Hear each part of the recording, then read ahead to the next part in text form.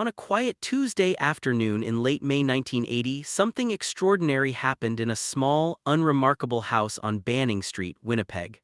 The kind of house you'd pass without a second glance. But on this day, the ordinary was shattered by a single envelope. The mailman, probably unaware of the weight he carried, slipped a letter through the slot, a letter that would change everything for James Fenton, a retired railroad worker who had spent more than half his life haunted by a question no one else could answer. The envelope was foreign, stamped with the insignia of a distant land, Bavaria, West Germany. The handwriting was careful, almost old-fashioned, the kind you'd expect from someone who learned to write with ink and patience. Fenton's hands trembled as he picked it up.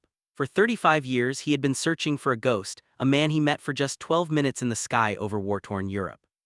A man who, in the chaos of World War II, had appeared out of nowhere, changed the course of Fenton's life and then vanished without a trace.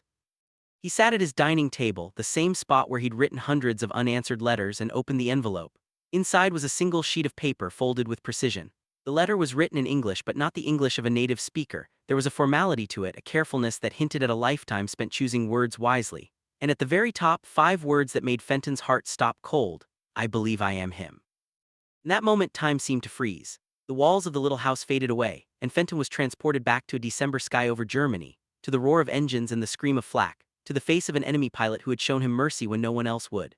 For decades, Fenton had searched for answers, writing to archives in Washington, London, Ottawa, chasing rumors, following dead ends, never giving up hope that somewhere, somehow, the man who spared his life might still be out there. Now, after years of silence, the ghost had written back. But why did those 5 words carry the weight of a lifetime? Why did a single letter from across the ocean have the power to shake a man to his core? To understand, you have to go back to a time when the world was at war, when the sky itself was a battlefield, and when a split-second decision could mean the difference between life and death. This is the story of a search that spanned continents and decades, a mystery that refused to die, and a moment of humanity that defied everything the world thought it knew about enemies. And it all began with a letter that would finally reveal the truth behind one of the most extraordinary encounters of World War II. To understand the power of that letter, you have to step back into the most dangerous skies the world has ever known. Picture it, December 17, 1944. The world is at war and the air above Europe is a killing ground. American and Allied bombers thunder across the clouds, their engines shaking the heavens, while German fighters prowl like wolves, waiting for a sign of weakness. For the men who flew these missions, every second was a gamble with fate. James Fenton, just 22 years old, was one of those men. He wasn't a hero in his own mind, just a kid from the prairies thrown into the cockpit of a heavy bomber and told to fly straight into the heart of enemy territory. On that freezing morning, he and his crew climbed into their Lancaster, a battered workhorse nicknamed Prairie Ghost, and joined a formation bound for Bremen, a city bristling with anti-aircraft guns and swarming with enemy fighters. The odds were brutal. More than half the men who flew these missions never made it home. Every briefing was a roll call of the missing. The mission started like so many others, tense, cold, and silent. The North Sea stretched below them, a gray, endless void. The air inside the bomber was colder than any winter back home. Fenton's hands ached on the controls, his breath fogging the glass. The crew barely spoke, each man lost in his own thoughts, each one knowing that today could be the day their luck ran out. Then, as they neared the target, the sky erupted. Flak exploded all around them, black clouds of shrapnel tearing through the formation. The bomber shook violently as shells burst close, ripping holes in the fuselage, shredding metal, and sending shockwaves through the crew. One engine caught fire, another sputtered and died. The radio crackled with frantic voices. Blood stained the floor as shrapnel found its mark. Fenton's bomber was falling behind, crippled and alone, a sitting duck for the enemy. And that's when the real nightmare began.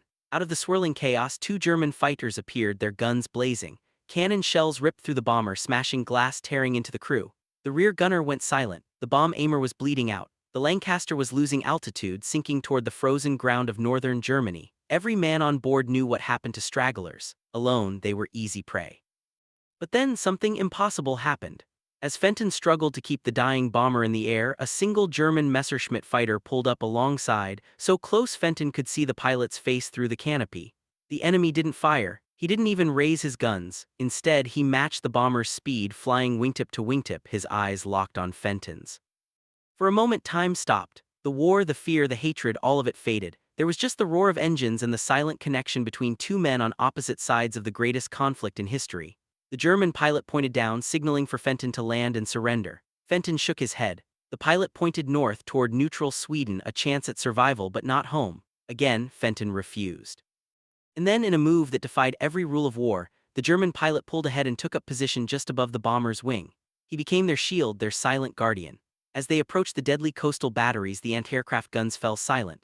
The German ground crews saw one of their own flying escort and held their fire. For 12 minutes the enemy became a protector, guiding the shattered bomber through the most dangerous airspace in Europe. Finally, as they reached the safety of the North Sea, the German pilot drew alongside one last time. He raised his hand in a slow, deliberate salute, a gesture of respect, of mercy, of something deeper than war. Then he banked away and vanished into the clouds, leaving Fenton and his crew stunned, alive, and forever changed. That moment would haunt Fenton for the rest of his life. Who was the man who spared them? Why did he do it? In a world built on enemies and orders, how could a single act of compassion cut through the darkness? For decades, Fenton would replay those 12 minutes in his mind, searching for answers, searching for the ghost in the sky. When the battered bomber finally limped back to Allied territory, scraping across the runway in a shower of sparks, the crew was pulled from the wreckage alive but forever changed. For James Fenton, the relief of survival was quickly replaced by a new, heavier burden: silence. At the debriefing, Fenton told the intelligence officer everything: the flak, the fighters, the chaos, and then hesitantly the impossible story of the German pilot who had appeared on their wing, signaled for them to land, and then, against all logic, escorted them to safety. The officer listened, his face unreadable, and then uttered 6 words that would shape the rest of Fenton's life: "Do not speak of this again." It was an order, not a suggestion. The war effort depended on a simple, unyielding narrative. The enemy was ruthless, merciless, inhuman. Stories of compassion, especially from the other side, were dangerous. They could blur the lines, sow doubt, and undermine the resolve of men who had to believe they were fighting monsters, not men. Fenton understood. He nodded, left the room, and locked the memory away. He never spoke of it to his crew, not to his family, not to anyone. The secret became a shadow, following him home across the Atlantic. Back in the United States, the world was celebrating victory. The war was over, the heroes were coming home, and the country was ready to move forward. But for Fenton, the return to normal life was anything but simple. He married his sweetheart, started a family, and took a steady job, doing everything expected of a returning veteran. On the outside, he was the picture of the American dream: a loving husband, a devoted father, a hardworking citizen. But inside, the war never really ended. The nightmares began almost immediately. Some nights, Fenton would wake up drenched in sweat, heart pounding, the roar of engines and the rattle of gunfire echoing in his mind. His wife would find him sitting on the edge of the bed, staring into the darkness, lost in a world she could never enter. He never talked about what he saw, never explained the haunted look in his eyes. The children learned not to ask. There were places inside their father that were off-limits, rooms in his mind locked tight with secrets. But beneath all the standard horrors of war, the flak, the fear, the friends lost, one image returned again and again: the face of the German pilot, the hand raised in salute, the silent promise that mercy could exist even in the heart of darkness. It was a memory that didn't fit the story America wanted to tell about the war. It was a truth too complicated, too human to share. As the years passed, the silence grew heavier. Fenton watched his children grow, watched the world change, but the question never left him. Who was that man? Did he survive the war? Was he out there somewhere living a quiet life, haunted by the same memory? Or had he vanished, lost to the chaos and destruction that swallowed so many? The not knowing gnawed at Fenton, a private torment that set him apart from every other veteran he knew. He tried to bury it, to focus on the life he'd built, but the secret refused to die. Every Veterans Day, every time he saw a bomber in a parade or heard the distant drone of engines overhead, the memory came rushing back. He wondered if anyone else had ever experienced something like it: an enemy's mercy, a moment of grace in the middle of hell. But he never spoke of it. The order still held. The silence was absolute. And so, for decades, James Fenton carried a story that no one else could understand, a story that didn't fit the black and white world of wartime America. It was a secret that would shape his life, his family, and his future in ways he could never have imagined. But as the years slipped by, the need for answers only grew stronger. The search for the ghost in the sky was just beginning. For most Americans, the war ended with parades, medals, and the promise of a new beginning. But for James Fenton, the end of the war was just the start of a different kind of battle, a battle against silence, against memory, and against the impossible odds of finding a single man lost in the wreckage of history. The world moved on, but Fenton couldn't. The question haunted him, growing louder with every passing year: who was the German pilot who spared his life? Was he still out there, somewhere across the Atlantic, living in the shadows of a divided Europe? Or had he disappeared, just another casualty in a war that swallowed millions? Fenton's search began quietly, almost secretly. Late at night, after his family had gone to bed, he would sit at the kitchen table, the same table where he'd once written letters home from the front, and begin to write again. This time, the letters weren't to loved ones but to strangers, officials, archivists, historians, anyone who might hold a clue.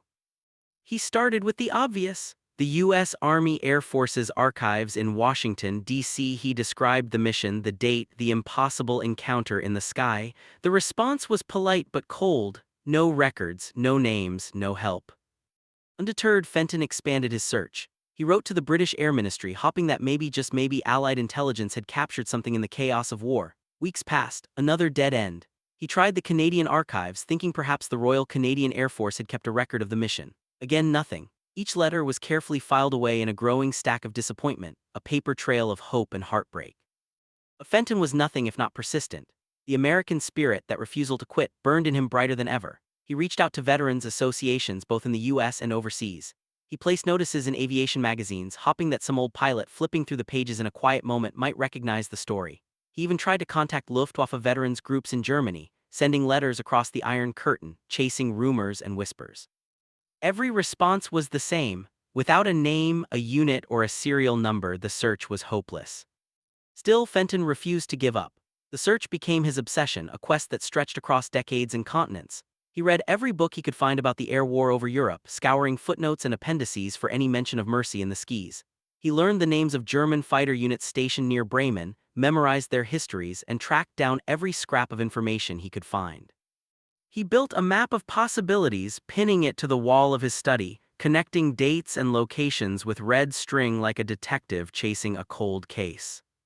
The toll on his family was real. His wife watched him grow quieter, more distant, as the years passed. His children learned to tiptoe around the subject of the war, sensing that there was something in their father's past that was both sacred and untouchable. Friends and neighbors saw only the surface: a hardworking American, a loving father, a man who never missed a Little League game or a 4th of July barbecue. But inside, Fenton was still flying over Germany, still searching the clouds for a face he couldn't forget. As the decades rolled by, the world changed. The Berlin Wall went up, then came down. America landed on the moon, fought new wars, and entered a new century. But Fenton's search never stopped. He retired from his job, watched his children leave home, and filled the quiet hours with letters, phone calls, and endless research. The filing cabinet in his basement became a monument to his obsession, thousands of pages, each one a testament to the American refusal to let go of a mystery. Some nights, Fenton wondered if the search itself was the answer. Maybe he would never find the German pilot. Maybe the act of looking, of refusing to let the story die, was what mattered most. But deep down, he knew he couldn't stop. The question was part of him now, woven into the fabric of his life. Somewhere out there across the ocean was a man who had changed everything in 12 minutes. And James Fenton was determined to find him, no matter how long it took. For years, James Fenton's search felt like shouting into a void. The world had changed, but his question remained unanswered, echoing through the decades. He had written to every archive, every veterans group, every historian he could find. He had chased rumors across continents, followed leads that vanished into thin air. The American dream was built on the idea that every mystery could be solved, every story could find its ending. But for Fenton, the trail had gone cold. The ghost in the sky remained just that, a ghost. Then one evening, everything changed. It happened not in a library or an archive, but at a neighbor's dinner party, a gathering as ordinary as any in small-town America. The kind of night where people talk about baseball scores, the weather, and the price of gas. Fenton and his wife were there making small talk when the conversation turned to his recent trip to Europe. He mentioned almost in passing that he'd visited old airfields in Germany, searching for traces of the past. Across the table, a retired professor perked up. He'd spent years researching American and Allied airmen, and he knew something Fenton didn't. There was a newsletter, a little-known publication called the Combat Pilots Association Bulletin. It was a lifeline for veterans on both sides of the Atlantic, a place where stories were shared, questions asked, and sometimes answers found. American, British, and even former German pilots subscribed. If you wanted to reach someone lost to history, this was the place to do it. For Fenton, it was a revelation. He'd spent decades chasing official records, but maybe the answer wasn't in the archives. Maybe it was in the memories of the men who had lived through those same skis. That night, he went home with a new sense of purpose. For the first time in years, hope flickered. He sat down at his kitchen table, the same table where he'd written so many letters before, and began to write again. But this time, it wasn't a request for records or a plea for help. It was a story only he could tell. He described the mission, the chaos, the crippled bomber, and the German pilot who had appeared out of nowhere and changed everything.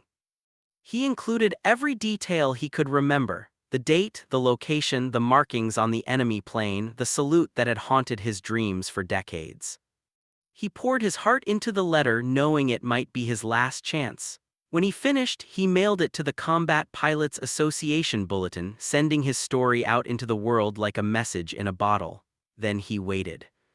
Weeks passed, winter settled over the Midwest, cold and relentless. Fenton checked the mailbox every day, hoping for a reply, fearing disappointment. The days turned into months. The silence was almost worse than a rejection. But deep down, he knew he had done everything he could. He had put his story into the hands of fate and into the hearts of men who understood what it meant to fly into danger and come home changed. Then one afternoon, the phone rang. The voice on the other end was hesitant, accented, but unmistakably human. "I believe I am him." 5 words that shattered the silence of 35 years, 5 words that brought the past rushing back with the force of a hurricane. In that moment, Fenton realized that the search was over. The ghost in the sky had a name, a voice, a story of his own.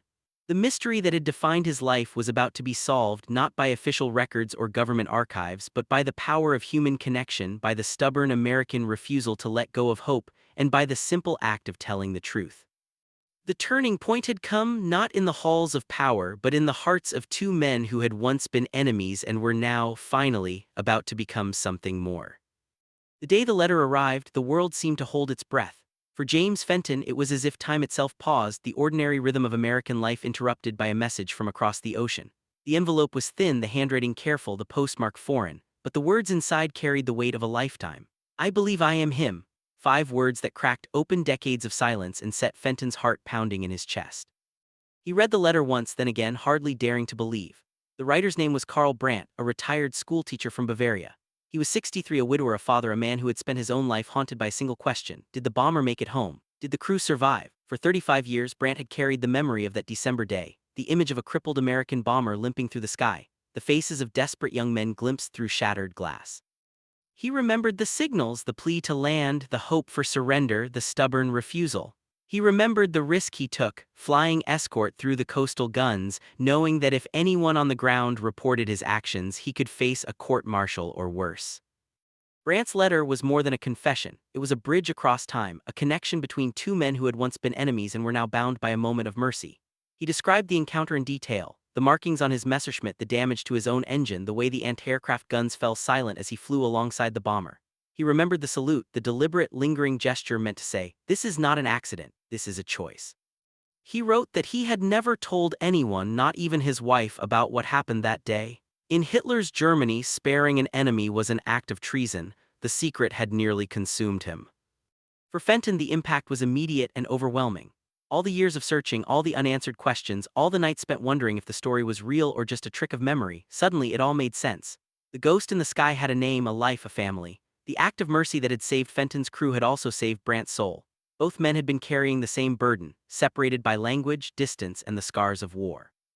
The first phone call between them was awkward at first, voices trembling with emotion, words catching in their throats. But as they spoke, the years melted away. They compared memories, filled in the missing details, and realized that their stories matched in every way that mattered.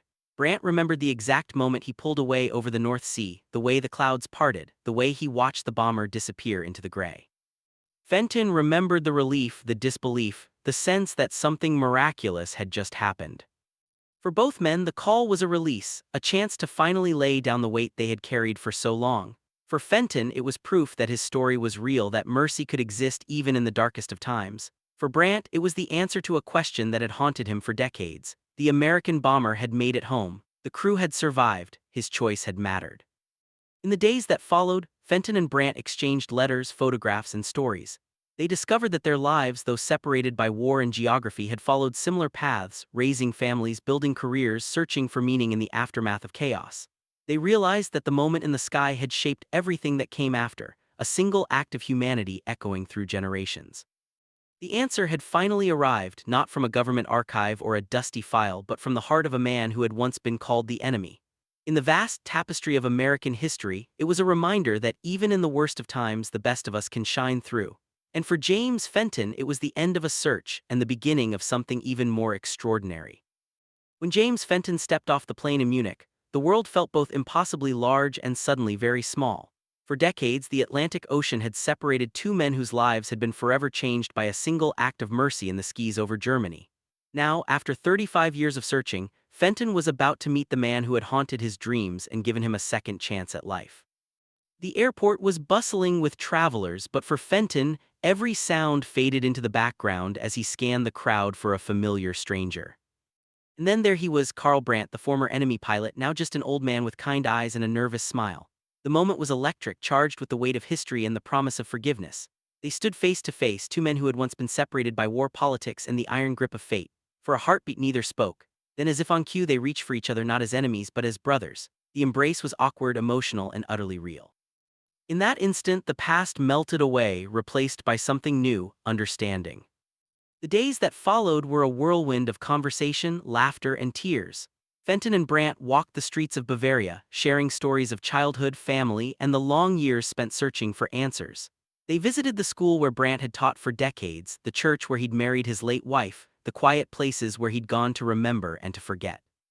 Fenton told Brandt about his life in America, the railroad job, the house filled with children's laughter, the endless prairie sky that had always reminded him of freedom. But the most powerful moments came when they spoke about the war. For the first time, Fenton could ask the questions that had haunted him for so long. Why did you spare us? What did you see when you looked through that canopy? Brandt's answers were simple, honest, and deeply human. He spoke of his commanding officer's words: "There is a difference between combat and murder," and of the moment he saw the wounded crew inside the bomber, helpless and afraid. He couldn't pull the trigger.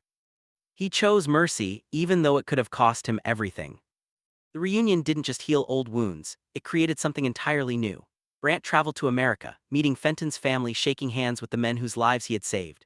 In living rooms from the Midwest to the East Coast, he was welcomed not as a former enemy but as a hero. The surviving crew members, now gray-haired and stooped with age, gathered to thank the man who had given them all their tomorrows. There were tears, laughter, and stories that had never been told before. In one living room, a former gunner introduced Brandt to his grandchildren and simply said, "This is the man who made all of this possible." The story spread, capturing the imagination of Americans everywhere. Newspapers ran headlines about the reunion, calling it a miracle, a testament to the power of forgiveness.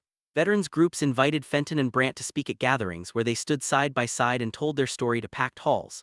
Young people listened wide-eyed as two old men described a moment when war gave way to compassion, when enemies became friends.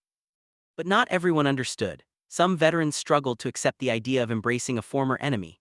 Letters arrived, some filled with gratitude, others with anger. Brandt received criticism from those who believed he had betrayed his country. Fenton faced questions from those who wondered if forgiveness was possible after so much pain. But neither man wavered. They had lived through the worst the world could offer, and they knew that the only way forward was together.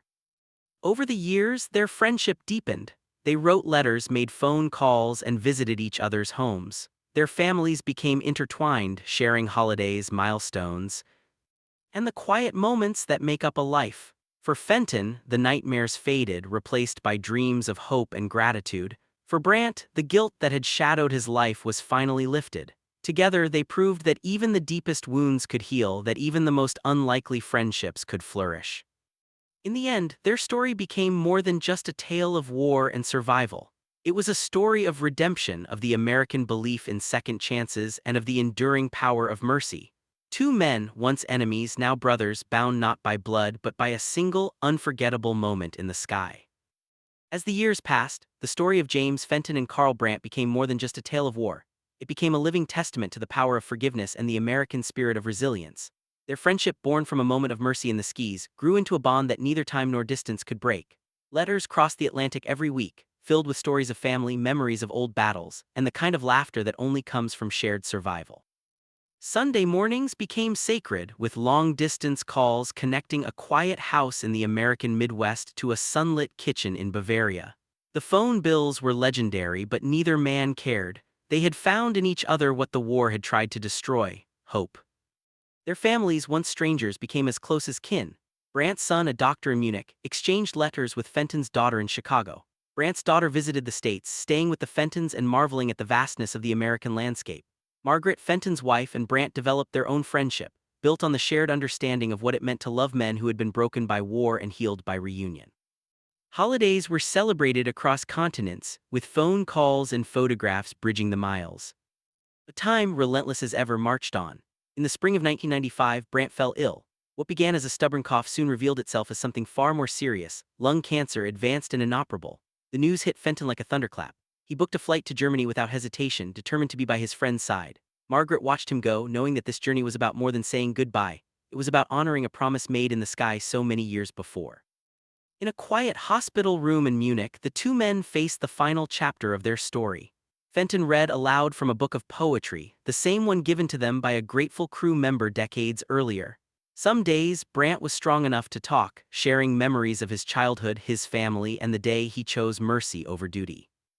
Other days, he slept, and Fenton sat by his side, watching the rise and fall of his friend's breath, remembering the roar of engines and the silence that followed a salute over the North Sea. On Brant's last day, he took Fenton's hand and spoke words that would echo in Fenton's heart forever.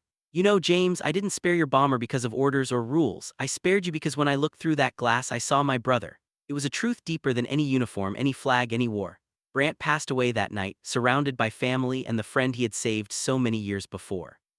Fenton returned to America carrying more than just memories. At Brant's funeral, he placed a photograph of Margaret, the same one he had carried in his flight jacket on every mission, on Brant's coffin. "She would want you to have it," he whispered. "You saved the man who gave her everything."